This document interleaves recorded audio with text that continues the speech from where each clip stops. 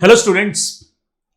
Global warming को लेके हर country अपने अपने एफर्ट्स डाल रहे हैं, अपनी अपनी कैपेसिटी के बेसिस पे, अपने अपनी इकोनॉमिक वैल्यूज के बेसिस पे।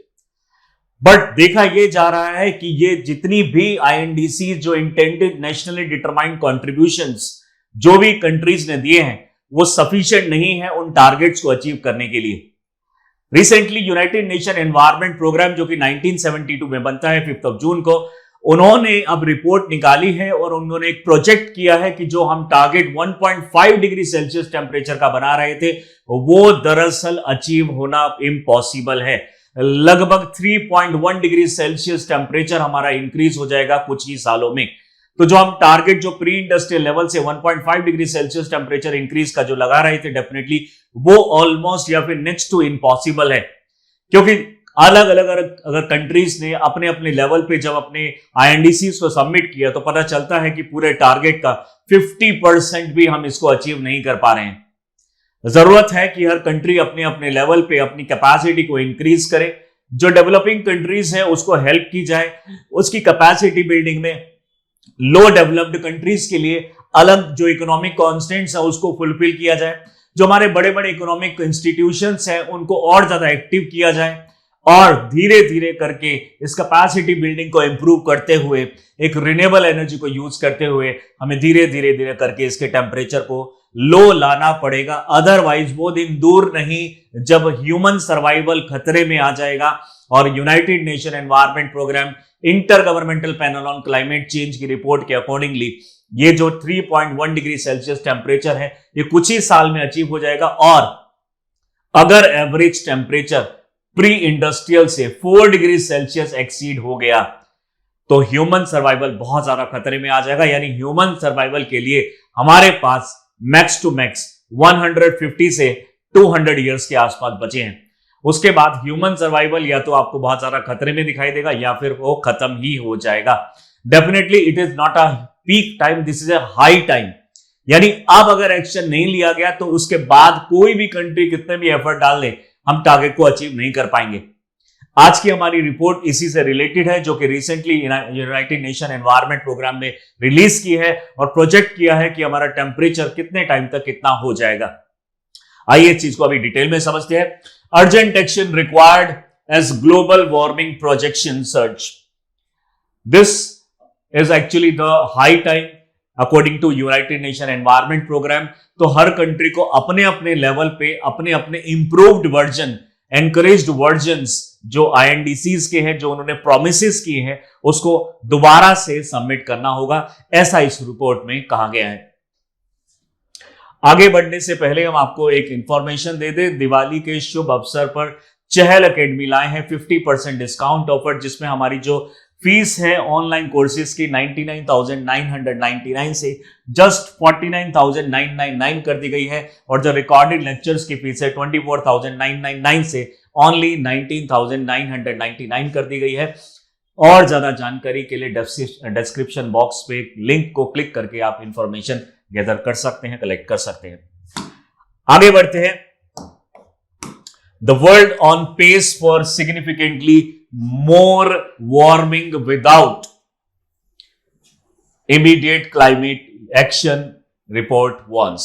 तो जो United Nation environment programme UNEP जो कि 1972 में आता है, just after the United Nation convention on human environment, जिसको हम स्टॉकहोम कन्वेंशन भी बोलते हैं।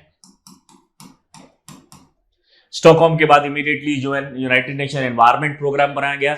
यूनाइटेड नेशन एनवायरनमेंट प्रोग्राम ने वर्ल्ड मीटरोलॉजिकल ऑर्गेनाइजेशन से मिलके, यानी इन दोनों ऑर्गेनाइजेशन ने, यूएनईपी एंड डब्ल्यूएमओ ने मिलके 1988 में आईपीसीसी को डेवलप किया, inter governmental panel on climate change, जो हर चौथे पांचवें साल एक रिपोर्ट रिलीज करता है। पूरे वर्ल्ड के डेटाबेस को पहले कलेक्ट किया जाता है, प्रोजेक्शंस की जाती हैं, नए नए टेक्नोलॉजीज को यूज किया जाता है और उसके बेसिस पे जो हमारा टेम्परेचर, प्रोजेक्टेड टेम्परेचर होता है और जो भी वार्मिंग के अलर्ट्स होते हैं, जो भी येलो पेपर्स और रेड पेपर्स होते हैं, उनको रिलीज किया जाता है आईपीसीसी द्वारा। और फिर उसके बाद कंट्रीज अपने अपने लेवल पे कैपेसिटी के अकॉर्डिंगली अपने अपने जो रूल्स एंड रेगुलेशंस है उसको फ्रेम करती है। कई बार इसको पार्लियामेंट से भी हमें पास कराना पड़ता है। डेफिनेटली एक चैलेंजिंग मोड आ चुका है कि अभी नहीं तो फिर कभी नहीं, यानी अब अगर इसको नहीं किया गया कुछ सालों में, 5-10 सालों के अंदर में अगर टेम्परेचर को कंट्रोल में नहीं लाया गया तो ऐसा एनवायरनमेंट क्रिएट हो जाएगा कि टेक्नोलॉजी तो इंप्रूव करेंगे लेकिन ह्यूमन ही उस टेक्नोलॉजी को यूज करने के लिए नहीं बचेंगे। Definitely it is the most optimistic, अभी इस टाइम पे जो चैलेंज है हमारे पास ऑप्टिमिस्टिक है कि अभी हम कर सकते हैं, बट अगर ये निकल गया तो उसके बाद प्रॉब्लम होगा। According to United Nation environment programme annual emission gap report जो अभी फिलहाल इन्होंने रिलीज की है।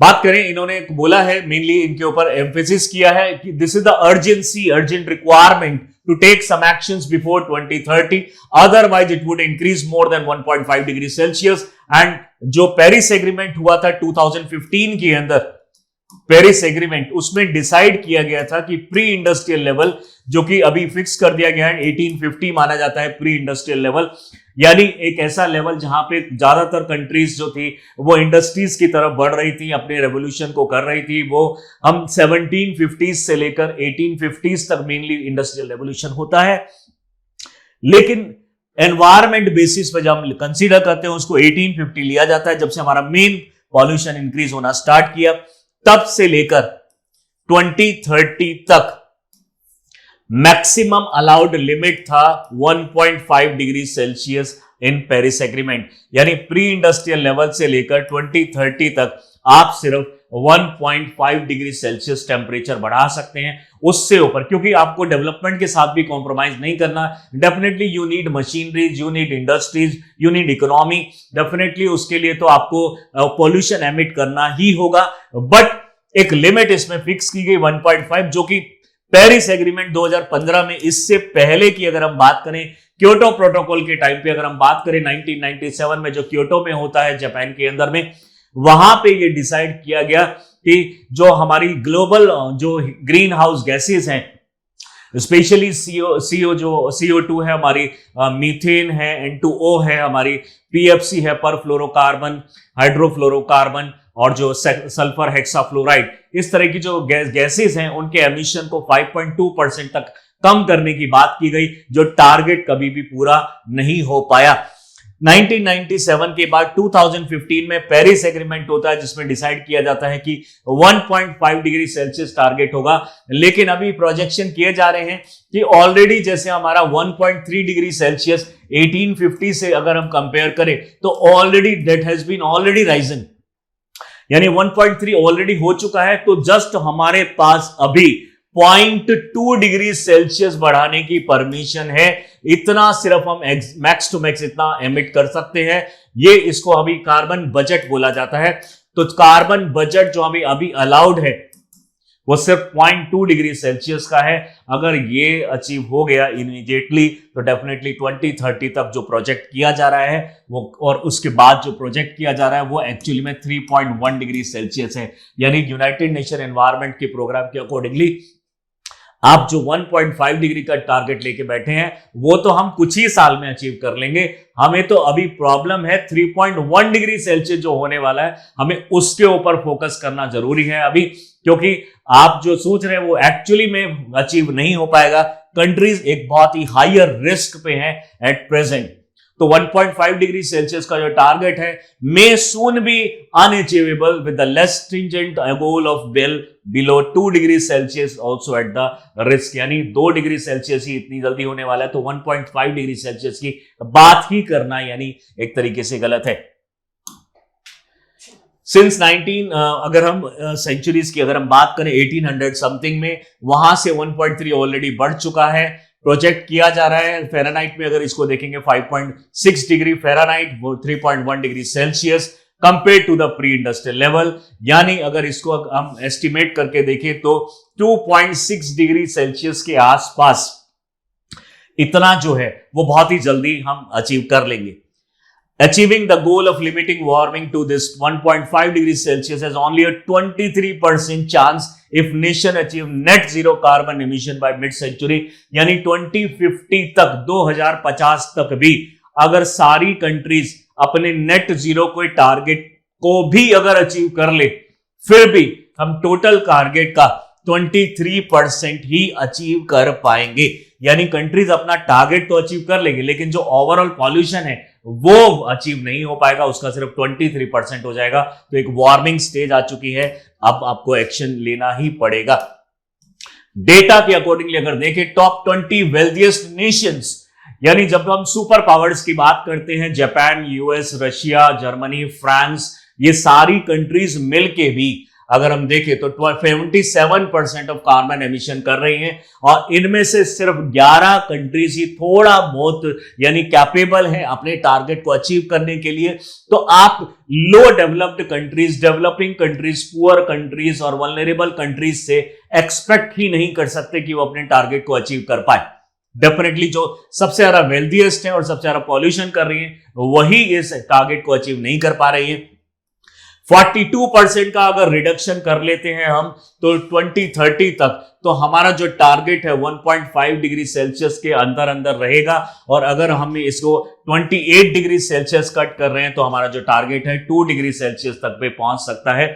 यानी जो टेम्परेचर है डेफिनेटली और ज्यादा बढ़ जाएगा। इसका मतलब है कि हमें 42% जो हमने टारगेट बनाया है, ये 42% जो हमारे एमिशंस को हम कम कर देंगे बाय 2030, वो एक्चुअली में हमें उससे भी ज्यादा बढ़ाना पड़ेगा। एटलीस्ट इसको 60% के आसपास होना चाहिए 1.5 डिग्री सेल्सियस टेम्परेचर के अंदर रहने के लिए।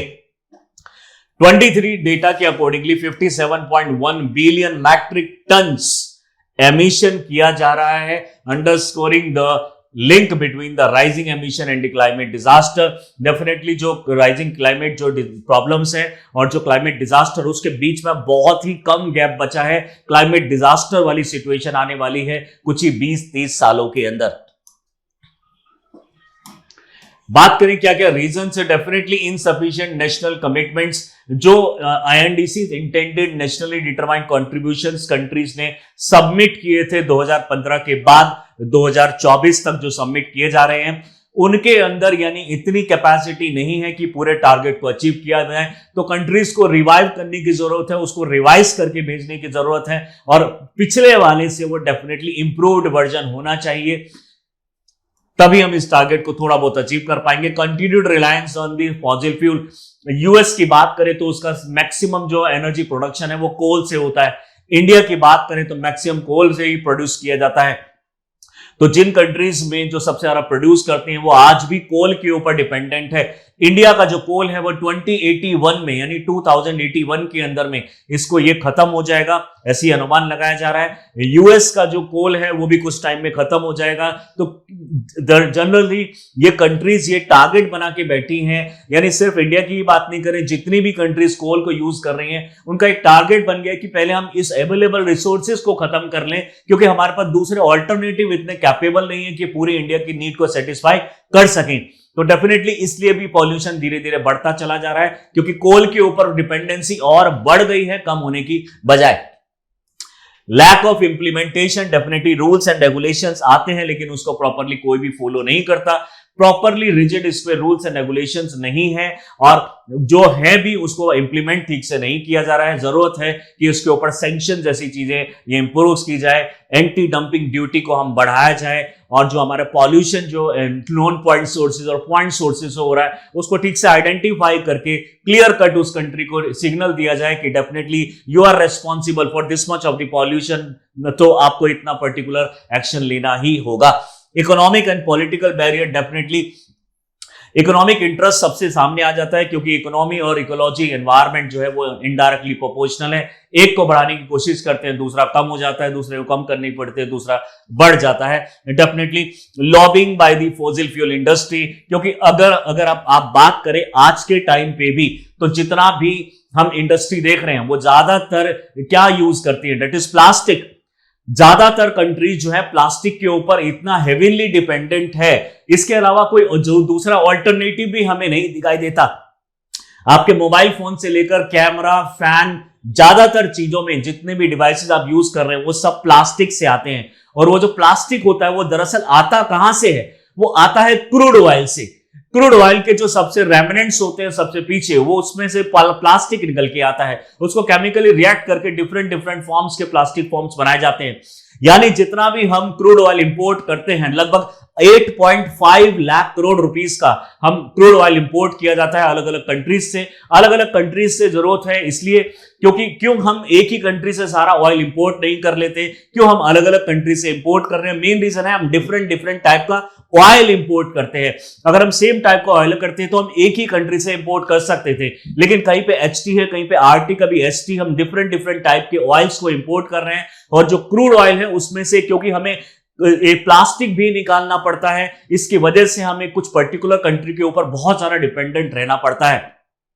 लगभग 8.25 लाख करोड़ रुपए का जो हमारा इंपोर्ट बिल आता है, वो उसमें से लगभग 1.25 लाख करोड़ रुपए का बिल जो क्रूड ऑयल से प्लास्टिक बनाने का जो खर्चा है वो उसके ले जाता है। डेफिनेटली हमारे यानी क्रूड ऑयल अगर हम कहीं से इंपोर्ट बंद कर देंगे और उसका अगर एमिशन अगर हम बंद कर दिया तो सिर्फ हमारी ट्रांसपोर्ट सेक्टर ही उससे अफेक्ट नहीं होगा, उससे हमारे सारे के सारे मैन्युफैक्चरिंग सेक्टर बंद हो जाते हैं, क्योंकि हमारी हेवनली डिपेंडेंसी बढ़ चुकी है प्लास्टिक के ऊपर। तो डेफिनेटली प्लास्टिक अगर हमने रिप्लेस कर दिया तो हमारा जो पॉल्यूशन है काफी हद तक कम हो सकता है।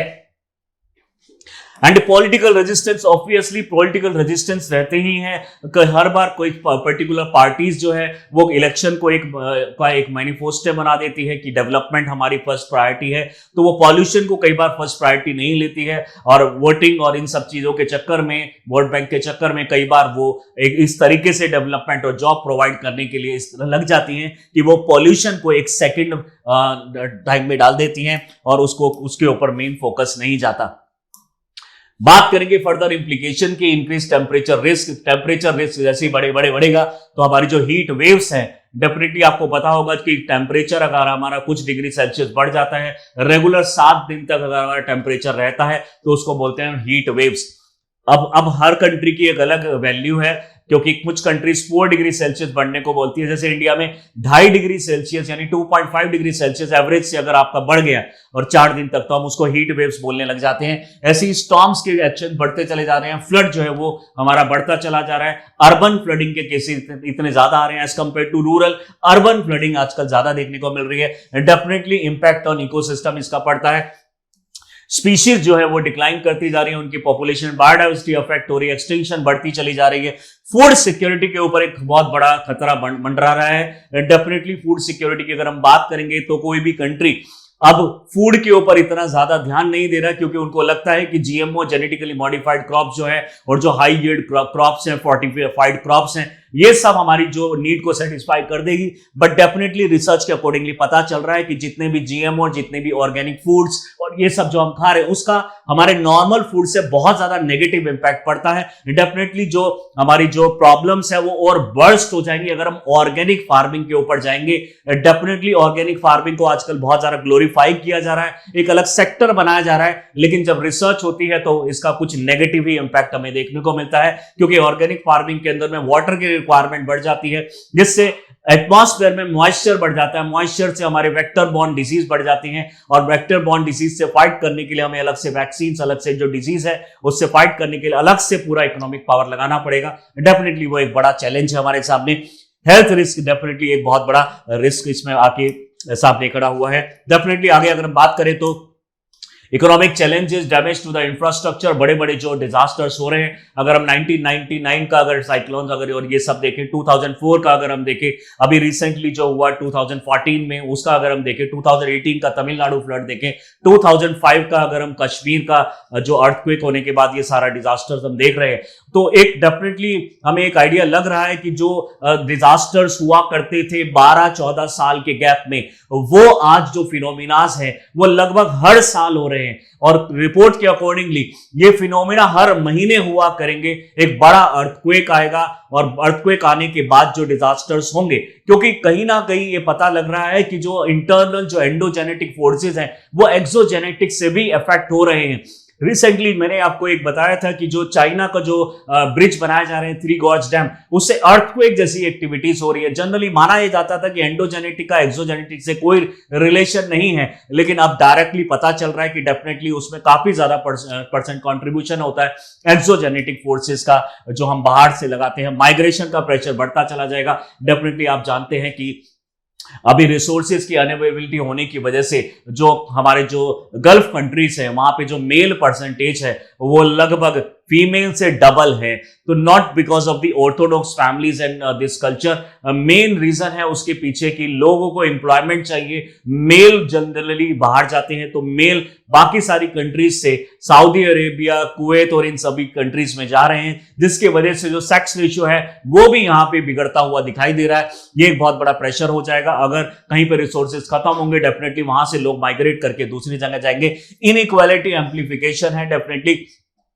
Vulnerable population often the least responsible for emission will bear the brunt of the climate impact widening shrinking inequalities। यानी अगर हम बात करें तो जो हमारा क्लाइमेट का जो इम्पैक्ट है, यानी जो डेवलप्ड कंट्रीज हैं जो पॉल्यूशन एमिट कर रही हैं, वो अगर टोटल हम देखें तो टॉप जो 80% पॉल्यूशन है पूरे अर्थ का, वो कुछ मिला के यानी लगभग 15 से 16 कंट्रीज 80% पॉल्यूशन कर रही है, जिसको बियर कर रही है रिमेनिंग 180 कंट्रीज के आसपास। यानी अगर हम पूरे अर्थ पे हम लगाएं कि 200 समथिंग कंट्रीज हैं, तो उसमें से 20 कंट्री 80% पॉल्यूशन कर देती हैं, और जो बाकी जो 80% कंट्रीज है उनको ये बियर करना पड़ा। तो डेफिनेटली ये इनइक्वालिटी है जो डेफिनेटली नहीं होना चाहिए। Need for the urgent actions अगर नहीं लिए गए, डेफिनेटली एक बड़ा चैलेंज हमारे सामने ये प्रोजेक्ट होता हुआ दिख रहा है।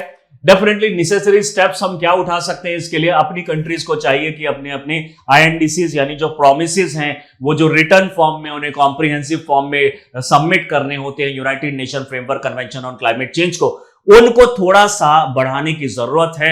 यानी जस्ट डबल टारगेट्स करने की जरूरत है, तभी हम इसको अचीव कर पाएंगे।